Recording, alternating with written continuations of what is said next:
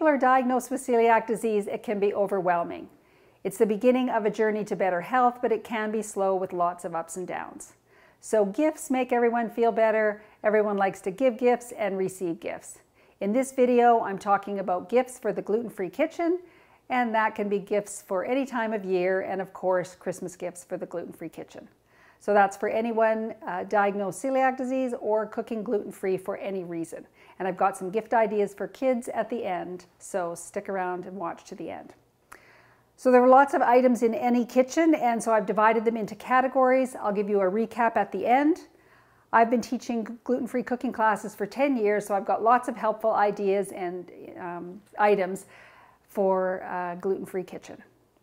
So when you give someone a gift, you want it to be personal to them. The idea of a gift is it's supposed to be something someone wants and not just something they need. So many of these things in a kitchen are items that we use all the time and might seem not like it would be a gift. So I'll give you some ideas to make it like a gift and include something that would be fun and personal for the person you're giving it to. So grab something to make notes for some ideas, and I'll go through the categories. So I'm going to cover organization in the kitchen, which will include cross-contamination, kitchen basics and all the gadgets, bigger tools, and then things specifically for gluten-free bakers and for celiac kids at the end. So organization in the kitchen. I often say organize for success, and one of the ways we organize is with buckets.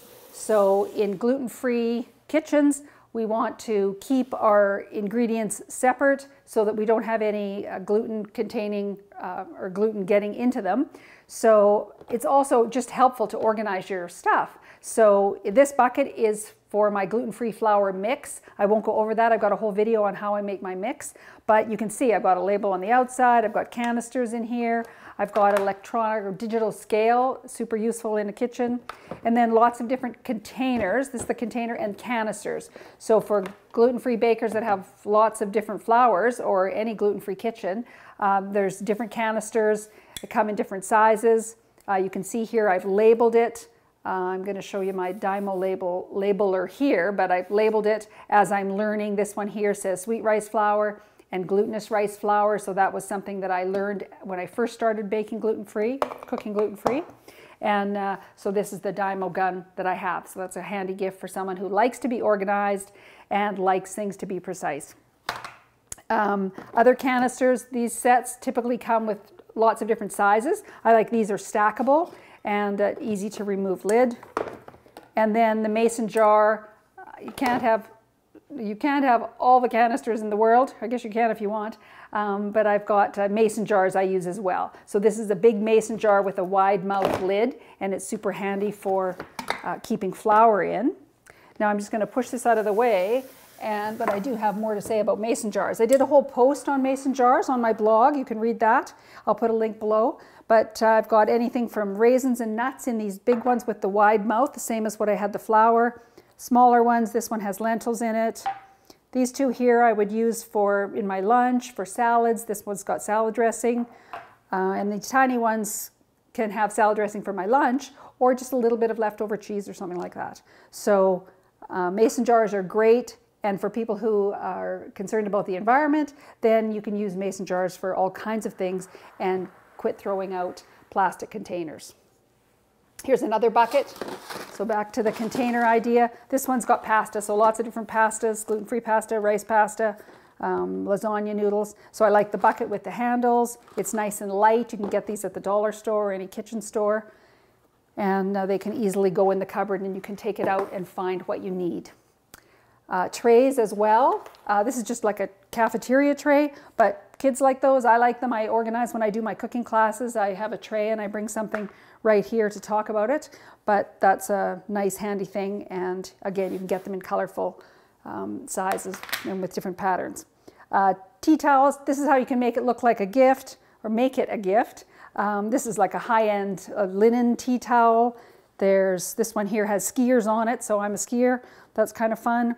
I've got one with Canadian flags on it. This one's from Australia, and this one has a saying on it. So lots of different ideas, and that makes it more personal for the person that you're giving the gift to. So that's nice. And oven mitts, of course, every kitchen has oven mitts, but gluten gluten-containing oven mitts, which any oven mitt you've used for a long time is going to have gluten on it, so maybe it's time to get some new oven mitts. Over time, many people have most of the kitchen gluten-free, and then they allow maybe toast and cereal, a few things that are gluten containing, and have a special space to have that. So for organizing and cross-contamination, it's super important. Cross-contamination, even for people who don't have symptoms, you can have long-term damage and consequences of not living the gluten-free lifestyle 100%. So back to, or the next category is kitchen basics, and that's going to include gadgets. But the most basic thing is a knife and a cutting board. So this is a cutting board that I've had for years, and it's a good solid cutting board. It stays still on the counter, which is super nice, and it's large. I like a big chef's knife. Knives can be very expensive and gorgeous, and it's a great gift if that's the kind of thing that someone that you're giving your gift to would like. You probably would know that they would appreciate a quality knife. And I've just got a little knife there. But cutting boards, when I first started to do gluten-free and was trying different ways to make it gluten-free. So I bought these little flexible cutting boards. I don't use them so much for cutting, but they're good for all kinds of different jobs that you would do. And I wanted to be able to have a clean work surface. So if someone quickly needed to make a sandwich, it'd be nice that they could have a clean work surface. They don't last forever, but you can write on them with a Sharpie. You can write someone's name, or you can write gluten-free. And that one says sweet, so there's no garlic. And they come in sets of 4, whatever. I also bought some of these colorful ones. Again, they're pretty sturdy. You could actually almost use it like a tray, and you can designate different colors for different things. So you'd want to have, if you're cutting garlic on one, you want to have a different one that you would maybe cut fruit on. And so when you're doing for a gluten-free kitchen, you want to have something different. If your regular cutting board was this plastic and that's your old one and you're not prepared to throw it away, or you don't want to ever throw it away, then buy something that's a different kind of material. So everyone knows, it's super easy to tell the difference. I've bought these bamboo, I think they're bamboo ones, and so it's clear that it's totally different from the other ones that I have. So cutting boards and knives is super practical and important. I think for a basic, I can't not mention cookbooks. These 2 volumes, so this is from America's Test Kitchen. They do more testing than any home cook could ever do. And they've learned a lot of things about gluten-free baking that would be super helpful to anyone, even if you're not that new at it. So this is called the How Can It Be Gluten-Free Cookbook, and then the How Can It Be Gluten-Free Volume 2. They explain how they compare different flours. They've got their own gluten-free flour. They tell you why you don't want to beat the egg whites when you make waffles, why you should let your cookie batter sit for half an hour, all kinds of things. It will be a lifetime resource, so I highly recommend either or both of those. And then moving into, we're still doing kitchen basics and gadgets, but I just had a few things here that are like every day. I keep my oil in these nice bottles. You can get them at kitchen stores, and the pour spout makes it super easy to pour oil. So I've got one for olive oil, one for vegetable oil. And then my big tray of gadgets. I just opened up my drawers and went through all kinds of things. So I see I had a lot of things for fruit. I've got an apple corer, so if you have kids that take fruit for their lunch, or even when I'm making a salad with cut up apple, I use this apple corer. You can get them in different numbers of pieces. I've got a cherry pitter here. This is kind of a very seasonal gift, but if you have a cherry tree in your backyard, it might be a super gift. So 6 cherries can fit in there, and then you pit them all with one squirt. There's also the individual cherry pitter. Again, families have different rituals and reasons that something would be meaningful to someone. This is a little strawberry huller. Again, a single-use item, but you can find little other ways to use it. I've got a grapefruit knife. I use it for hollowing out the seeds of squash as well as a grapefruit. I've got apple corer, so you can use that to core an apple completely, but if you like to serve baked apples, this is the perfect tool that you don't go through the bottom of your apple, and you can bake your apple. This is a zester, so for getting the zest of citrus fruit. It's super, fresh, adds fresh taste to your cooking and baking. So I use that for a quick citrus zest. Also in this line of citrus, this is the best juicer ever. They have them in green, yellow, and orange for limes, lemons, and oranges. And it's fabulous. Put the orange in, or the lemon in, and squeeze it like that. So it's super, super great tool. Back to the zest or microplane. You see these on cooking shows. So they come in different sizes and different widths. You can use them to zest fruit zest as well, but you can use them to grate chocolate over your dessert, or cheese, Parmesan cheese over your pasta, all kinds of uses, and again, different sizes. And you can buy like a collection for a gift for someone who you think, oh, that's the thing I want to get them. You can buy a couple of them together. Wooden spoon. So lots of things in a kitchen have gluten, like plastic cutting boards, plastic spoons, and wooden spoons will have gluten containing grains in them if you've had them for a long time. So I recommend buying something different. So I bought a set of bamboo tools. So I know these have never had gluten on them. I specifically bought that with gluten-free cooking in mind. And you could get a set of like 12 different tools for not too much money at a kitchen store. So that's a good all-purpose idea. This is like a novelty gift. So these are for musicians. We have some musicians in my family. And this one's got a music note, and they're both got their set of drumsticks on the end. So again, if you can find something unique like that, that's a fun gift. Whisks. Everyone, whether you cook or bake, needs a whisk, but in gluten-free cooking, we do use whisks to whisk flour as well. So again, you can buy them in sets, go for the color theme. If you've never had a certain color in your kitchen, or the person you're giving the gift to, you might choose a brand new color, and everything in that color is going to be the gluten-free tools. Tongs. Again, tongs come in all kinds of different shapes and sizes, right from the barbecue to really small ones. This is just a nice set with a pull to keep them closed.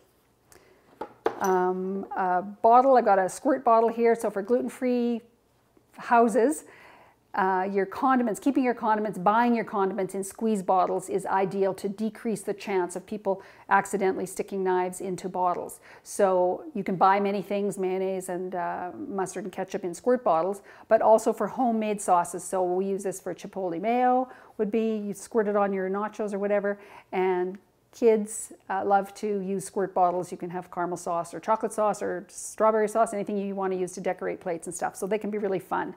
And the ones at the dollar store probably are not the kind you want. You want something with a decent opening that you can actually fill, as opposed to a tiny little opening.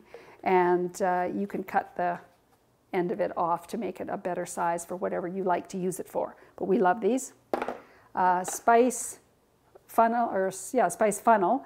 So this fits into your pepper mill or a spice bottle, and you can just pour spices into it. Again, a small little gadget, maybe good for a stocking stuffer or hostess gift, or coming with some unique spices, expensive spices.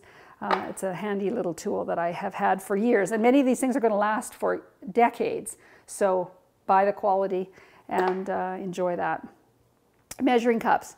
Everyone needs measuring cups. You can't measure in a kitchen without cups. So these are, I like these Pyrex measuring cups. So I've got them in 4 cups, 2 cups, 1 cup. And the thing I really like about them is I can use it instead of a bowl. So I can measure 1 cup and then add ½ a cup if you're good at math. And they're very utilitarian. If you were going to give this as a gift, you want to put something nice in it. But they are super useful. Then this is a different kind. These are made by OXO. You can see mine are pretty worn out, but you set it on the counter and you can pour and measure from the top. So although I do have 3 of them, the one I like the best is the ½ a cup. So you can lay it on the counter. I can pour from my squirt bottle if I'm going to pour a tablespoon of oil, and then if I'm going to add 2 tablespoons of vinegar. So I really like that for doing small jobs like salad dressing, or even if I'm making an Asian sauce and I've got a couple of different tablespoons to add up together. So I like to use that. We went through liquid measuring cups, so then dry measuring cups. Again, you don't have to be a baker, but you do need dry measuring cups for precision. and even if you're breading something or whatever. So you can get them in nice colorful patterns, again trying to make it look fun. Here's another mason jar. I've got the measuring spoons in it, and this one, some people think it's fun to have the little ones say like a pinch and a smidgen and a dash, so that can be good. Strainers, I showed you my larger strainer that I have in with my flour mixture, but again I've got a couple different sizes of strainers, and those are super handy in the kitchen, and you can get them in a set of anything. Here's brushes. You can use these for basting, of course long handles on the barbecue, short ones you can use them for sweet and savory, maybe glazing a fruit pizza or brushing the tops of pastry before you bake it. So these are handy, and you'd like to have lots of them. So again, a collection. And spatula. Funny spatula is my absolute favorite tool in the kitchen, and I've got lots of them. But again, if they're old and have been used with gluten baking for a long time, you probably want to get something new to know that you're not getting gluten from your tools. So that's a lot of gadgets I went through. Whoops. And I'm just going to set this aside. And next I'm going to talk about some bigger tools. Okay, so bigger tools. My other favorite is a wok. I know not everyone has a wok, but if people are getting into a different kind of cuisine or want to be more healthy or want to do deep frying, whatever kinds of things they want to do, that's the whole point of a gift. So I think this would be a fabulous gift. I like a flat bottom wok. It's got a lid. You can get steamer inserts to go in for steaming. I steam, you know, dumplings or fish or whatever. And also a strainer for deep frying. I would make calamari in here, French fries, that kind of thing. And the stir tool to do your stir fry. So you don't have to do Asian food in a wok, but it is perfect for that. And you know, kids like that too, older teens or young people. I would have had a wok in my house forever. Wouldn't be without that. Waffle iron, here's a different idea. If you have, your family always has pancakes on Saturday, maybe you could switch it up to waffles. Get a waffle maker, then you know there's never been anything gluten on it. They come in different shapes. You can get them in hearts and squares, whatever, different kinds. And so it's just an idea to maybe start a new tradition, as opposed to everything seeming like, oh, that's got gluten, we can't do this, we can't do that. So make it kind of fun and new. So a waffle iron if you used to make pancakes, or a pancake griddle if you used to make waffles. Ice cream. Of course you can buy gluten-free ice cream, but sometimes making or teaching children to make something is part of the whole fun of it. So they can make ice cream if that becomes a family ritual. It's great for families that have, you know, if you entertain and there's kids involved, they can make the ice cream as soon as they walk in and have that ready for your dessert. I keep the insert of my ice cream maker in the freezer all the time, so I'm ready to make ice cream. And this is at least 30 years old. And my sister has an identical one, so if we have a big crowd, we can use 2 ice cream makers. So I think that's a fun gift. Pasta maker. So for someone who has done a lot of cooking or loves Italian food, wants to make pasta, yes, of course you can make gluten-free pasta. So pasta maker, and then some gadgets to go with it, a metal, a pasta scooper or spoon, server, and if you have a plastic one, it's probably got gluten in it. So again, a metal is a great choice. This is to cut ravioli or get the nice edges of pasta, or you can use this round one to make tortellini, ravioli, whatever. So that's a great gift. And then last thing I've got here is a mandolin. Now, not everyone's going to want a mandolin, but someone who likes to do precise cutting, slicing. I use it to make scalloped potatoes. I have a beautiful recipe for scalloped sweet and white potatoes. I'll put a link to that below. And I use the mandolin for that for sure. Also for some salads that have really thinly sliced cucumber, it's perfect for that. So there are some uses. Of course, it's limited, but it's a fun idea. Okay, gluten-free bakers. When people start to go gluten-free, they often take up baking or learn to take up baking, learn to like baking. And so there's no end to things you can buy for bakers. So I just have a few items here to show you. So lots of different pans. So there are springform pans that have the removable bottom. You can get these in all different sizes from 5 inches to 12 inches. And they have a role in the kitchen. People who like to do birthday cakes, a bundt pan is a special, nice looking pan and has a hole in the middle so you don't have to worry about the middle of your cake baking. Or these kinds of pans with the removable bottom. I like this as a flan or a tart pan. That's my favorite kind of pan, and they come in all kinds of shapes, square, round, 14 inches, 6 inches, rectangle, everything. And then the individual, for people who like to do individual tart shells, you can get these as well. And again, in different kinds of shapes.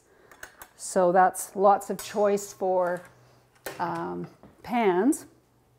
Also, of course, muffin tins. I just showed this silicone flexible muffin pan, it's called.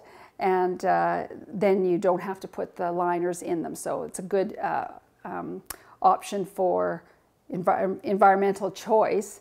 But you do have to bake, you have to be careful, a little bit different when you're baking with silicone versus the metal.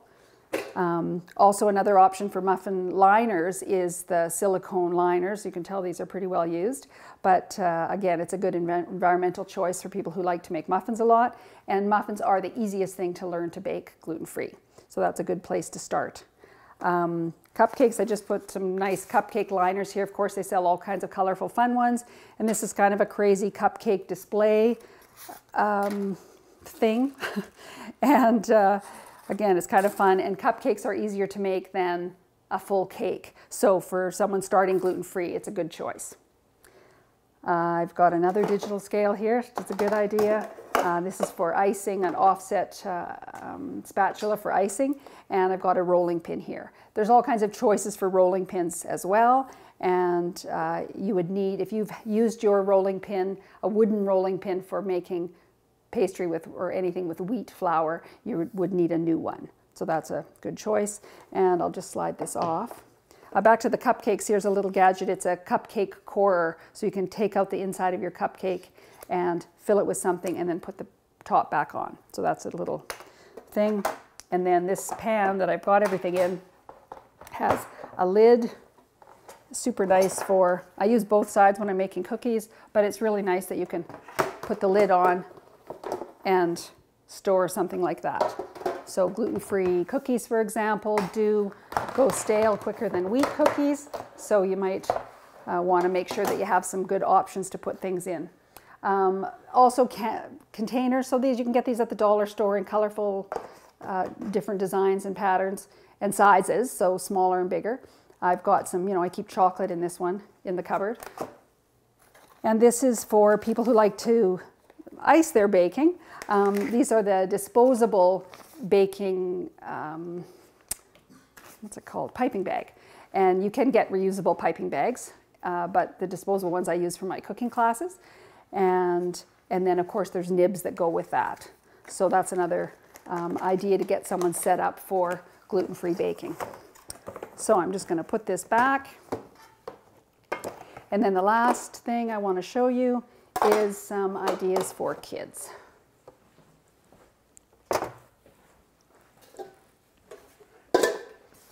Okay.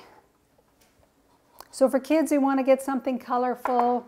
We want them to have fun, think that it looks like fun. And so I just picked a few different things here. And like I said, there's lots of crossover. Here's some more gadgets, but I know when I do cooking classes, kids love to use these. And so I use these to measure cookie dough, is what we would do in a cooking class. But you can use them for meatballs, ice cream. So you want one that has a good quality scoop that will portion out your item. And I use this one for muffins all the time. So again, super useful item. I've got the chocolate fondue pot here. This is an inexpensive item and might be, again, something new for the family to cook as a chocolate fondue.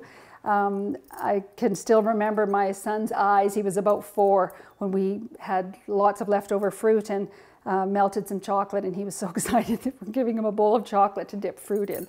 So that's a good little gift. I've got little spoons here. So spreaders and spoons and dishes to put them in. Again, you can get them with, you know, fruits and vegetables and snowmen and all kinds of crazy patterns on them. So that can be fun to use. I've got cookie cutters. So of course, a famous gingerbread man would be a good cookie cutter, and then a small gingerbread man. For people who don't like to do a lot of baking, maybe just a regular shape. You can do geometric shapes, so this one's just got a fluted edge. It can be nice even if you're making a pastry in, you know, putting it into a muffin tin, or cookies that you're going to decorate or not decorate. This is a little stamp. You can stamp cookies, so for younger kids, that maybe just square cookies with a stamp on them is kind of cute. And back to the gingerbread man, I also have ninja bread men. So these are, my son enjoyed these when he was younger, and it's just like a gingerbread man except the ninja shapes, and I've saved the picture to ice them with that fun, you know, colorful look. Kids like that. And then these are sets of tiny cookie cutters. I've been showing these on my virtual cooking classes, and I think I did my heart. I did cut the heart out of the inside, the middle of my gingerbread man. You can see that on the post on my website for gingerbread, and so it looks really cute. And there's lots of whimsical ones, and sets aren't too expensive. You can find those again at any kitchen store online, and I've got them in a Christmas tin. Colorful dishes. I've just got a set of plastic dishes. I think it's important when kids are diagnosed with celiac disease that they don't be given sort of the leftovers. But at the same time, if you've got several kids in your family, you might go with the old-fashioned color scheme. That's what we did when I was from a family of 6 kids, so we all had our own color. But these are just some inexpensive plastic or Melmac bowls and plates that can be, again, easily identifiable and perhaps, you know, fresh, new and fresh looking. And then I put some more muffin tins here. Like I said, muffins are easy, great snacks, and you can get rainbow colors, polka dots, every single kind of shape and design that you want, and that can make the process of making muffins more fun. Little kids like to put the muffin liners in the pan. And I have a little set. This again reminded me when my son was little. They've got magnetic on the bottom of the measuring spoons, and so he would always use these, and we would just keep them on the side of the stove with the magnet. It was kind of fun. So that's all the gift ideas that I have. So again, when you're making gifts, think about the person that you're giving them to. Put some effort into how you're going to present it. And you can present anything in a way that still looks like a fun kind of a gift that someone would appreciate. Whether you're wrapping it your own style with duct tape, or fancy with covering a box and wrapping all kinds of little things inside, it can be fun to give gifts like that.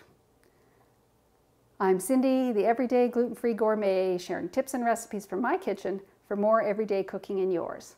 Be sure to check out my website. I've got recipes for everything I mentioned, lots of blog posts on